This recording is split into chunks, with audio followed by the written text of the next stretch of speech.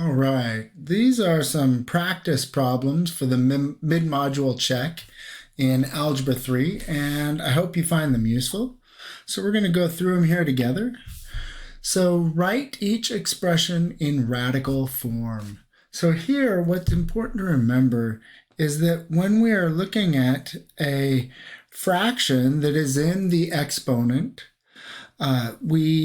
the numerator, the number that's on top, well, that becomes the power of the base. So here's our base. So it becomes the power of the base. Here, I'm actually going to do this in orange, and I'm going to show where they're coming from, and I'll do green. So the numerator becomes the power of the exponent of the base, and the denominator becomes the root. Now here we have a root 3, so there's our root symbol, and that shows that it's root 3. If it weren't there, that would just be a square root, but it's a third root, so we do it like that. So that's going to be our answer to this question. And we could also go, if we were given this, then we could rewrite it in radical exponent form. Or excuse me, in rational exponent. Rational meaning it's a fraction, exponent, the power. So here, this one's a little tougher. When we have the base is there are two parts to it. Each part is then raised to that same power. And so it's going to be 3 to the 2/5 times n to the 2/5.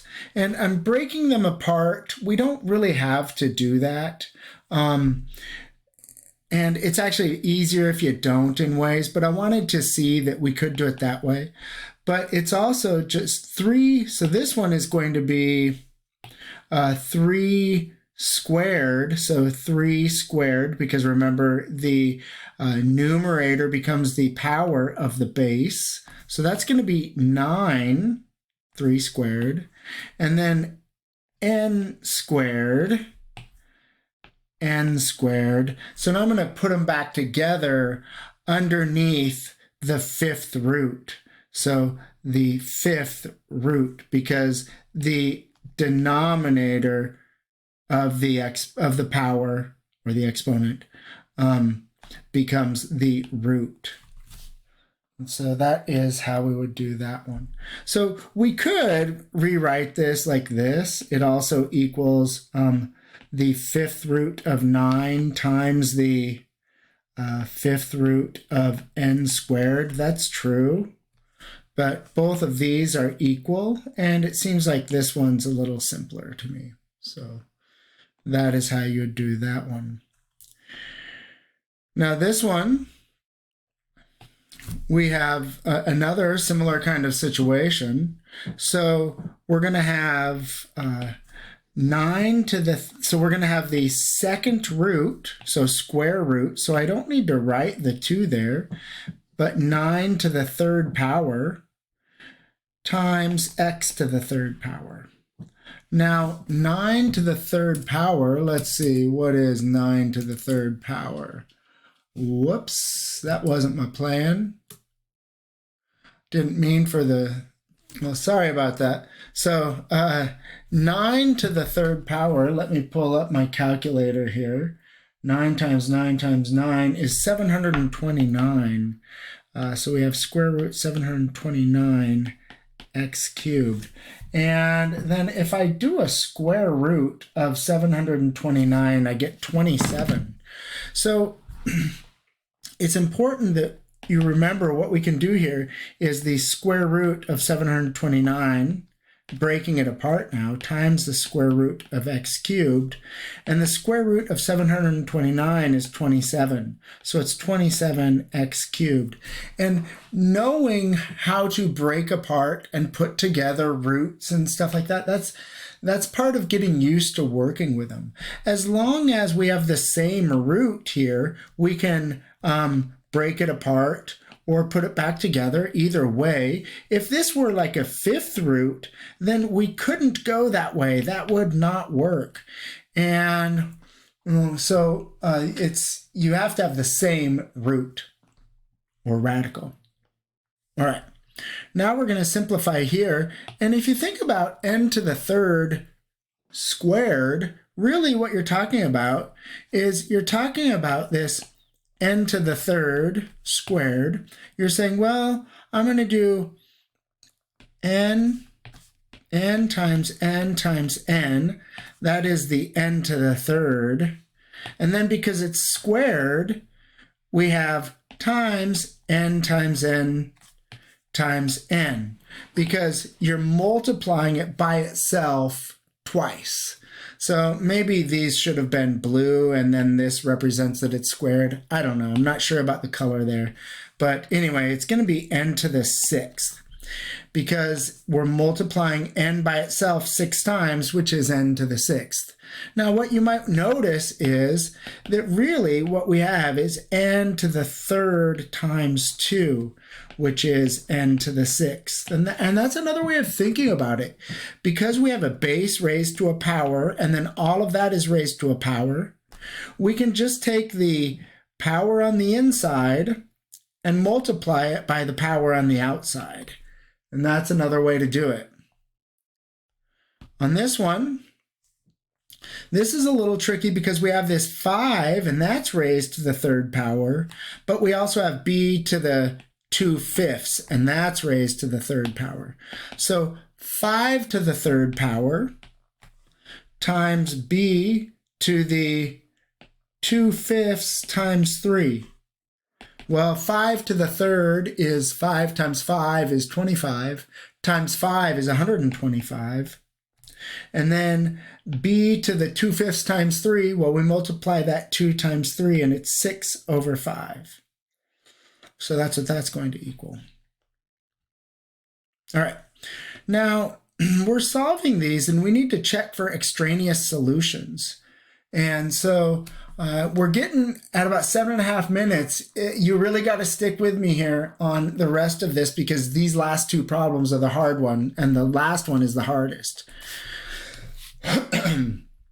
So here we're going to add 6 to both sides, and we do that so we can isolate or get this root by itself, or the radical by itself on one side. And so we have x minus 8. Now, in order to undo that root, we have to square, which means we have to square both sides, which is 25 is equal to x minus 8. Squaring that root gets rid of it, and you're just left with what is underneath the root. Now we can add 8 to both sides, and we get 33 is equal to x. Now it says in the instructions, it says remember to check for extraneous solutions. So we need to do that. So I'm going to plug 33 back into the original equation. I'm gonna put a little arrow here and say I'm checking. So I have -1 is equal to square root of 33. So I plugged in my 33 right where the x was, minus 8, and then outside of the roots is minus 6. Now 33 minus 8, well, that is going to be 25. So we have square root 25 minus 6. Square root 25 is 5 minus 6. 5 minus 6 is -1. It checks. This really is a good solution. We checked. It came out to be true. It's a good solution. It's the only solution there was in this one. All right, on this one, it's going to be a little tougher, so really pay attention. some of the stuff's going to go pretty quick. So we subtract 6 on both sides to get n minus 6 is equal to the square root of 8 minus n. Now, in order to get rid of that square root, we square, and this is where the kind of the problems occur, is that we have the binomial n minus 6 times the binomial n minus 6. That's what squaring this binomial means. And then we're left with 8 minus n. Now on the left-hand side, we're multiplying two binomials, so we have to use FOIL. Firsts, outers, inners, lasts. And the way that that works is we multiply the first two terms of each binomial, that's n squared. The outer terms of the two binomials, that's negative 6n. The inner terms of the two binomials, that's negative 6n. And the last term of the two binomials, that's a positive 36. And then we have that equal to 8 minus n still. Now we're going to set this equation equal to 0 on one side, so we're going to add n to both sides. Oops. Let me back up real quickly. And I'm going to combine that negative 6n and the negative 6n to get negative 12n plus 36 is equal to 8 minus n. And I'm going to then add n to both sides and get n squared minus 11n plus 36 is equal to 8. And I did this problem one time before and I messed up right here. I'm going to subtract 8 from both sides, and that will give me 28. So I have n squared minus 11n plus 24. Nope, that's what I did last time. Plus 28 is equal to 0. Now, I'm going to factor this left-hand side, and when I factor it, I'm going to get n, let's see, so it's got to multiply together to give me 28, and add together to give me negative 11n, so that's going to be a negative 7 and negative 4, I believe. And hopefully that works out correctly. So the next step is to notice that we are again multiplying these two binomials and it equals 0, which means one of them is going to need to be 0. It's called the zero product property. So this one's 0 or that one's 0. The only way to make the first 0 is if n equals 7. And the only way to make the second 0 is if n equals 4. So now we are at a place where we need to check our solutions. We're going to check for extraneous solutions. So with the first one, we have 7 is equal to square root 8 minus 7 plus 6. Now 8 minus 7 is 1 plus 6. Square root of 1 is 1. And that is 7 equals 7, and it checks. So 7 is a solution. Now we'll check the other one. So we have 4 is equal to the square root of 8 minus 4 plus 6. Well, 8 minus 4 is 4. So we have square root 4 plus 6. Square root 4 is 2 plus 6. 4 equals 8? No, that is not true. So n equals 4 is not a solution. So our only solution is n equals 7. Now that's how you do all these. There are some tough problems there. I hope that you were able to follow along and learn something. And if not, come see me and we can go through some more.